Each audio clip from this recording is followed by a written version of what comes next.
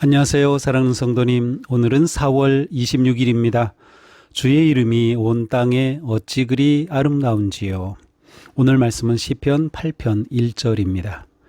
여호와 우리 주여, 주의 이름이 온 땅에 어찌 그리 아름다운지요. 주의 영광이 하늘을 덮었나이다. 아멘. 시편 8편은 다윗이 밤하늘의 별들을 바라보며 창조주 하나님의 위대함과 영광을 노래한 시입니다. 1절은 이 찬양의 전주곡이자 결론으로 하나님의 통치가 이스라엘이라는 울타리를 넘어 온 우주와 피조세계 전체에 편재해 있음을 선포합니다. 하나님의 통치가 우주에 미침을 노래한 것이죠. 이름과 영광이라는 두 단어는 하나님의 인격과 그분의 찬란한 현존을 상징합니다. 여호와가 하나님의 고유한 이름을 뜻한다면 주는 하나님의 우주적 주권을 인정하는 고백입니다.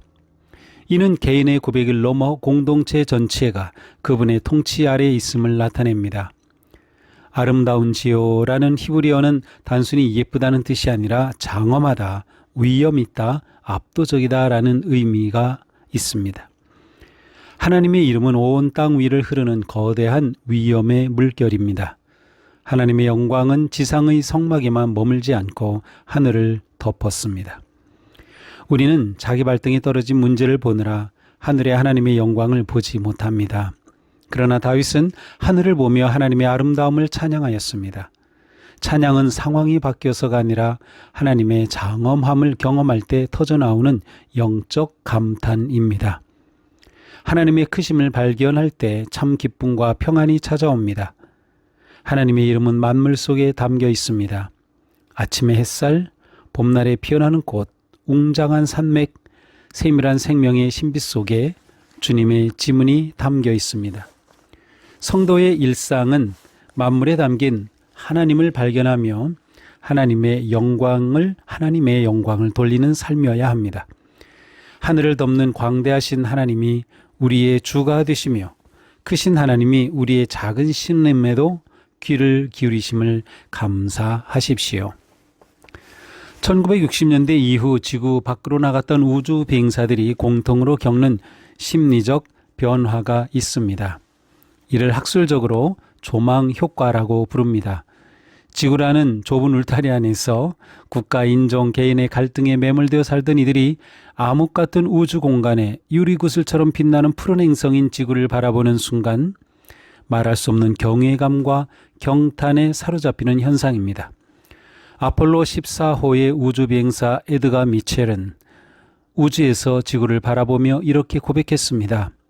갑자기 우주 전체가 지적이고 사랑이 넘치며 조화로운 목적을 가지고 움직이고 있다는 깨달음이 찾아왔다.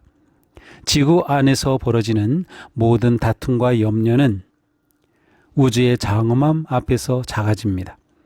오직 거대한 질서를 만드신 창조주 하나님을 향한 경외의 감이 넘칠 뿐입니다. 다윗은 망원경도 우주선도 없었지만 밤하늘을 보며 이 조망 효과를 경험했습니다. 그는 하나님의 영광이 하늘을 덮고 있음을 보았고 그 장엄함 속에서 자신의 고통을 하나님의 섭리로 해석해냈습니다. 삶이 답답하고 세상이 너무 혼란스럽게 느껴질 때 잠시 고개를 들어 하늘을 보십시오. 온 우주를 운행하시는 하나님의 장엄하심을 묵상해 보십시오. 또한 오늘 마주하는 자연 풍경, 구름이나 나무나 햇살 등을 보면서 주님의 이름이 여기서도 어찌 그리 아름다운지요 라고 고백해 보십시오. 기도합시다. 우주 만물의 통치자이신 하나님, 하늘을 덮은 주님의 찬란한 영광을 찬양합니다.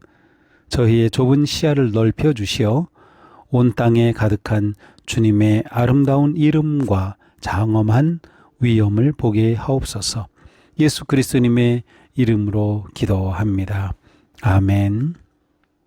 네, 오늘 하루 크고 놀라우신 장엄한 하나님의 은총과 영광을 생각하며 그 하나님의 사랑받는 복된 존재로 승리하는 하루가 되기를 축복합니다. 사랑합니다.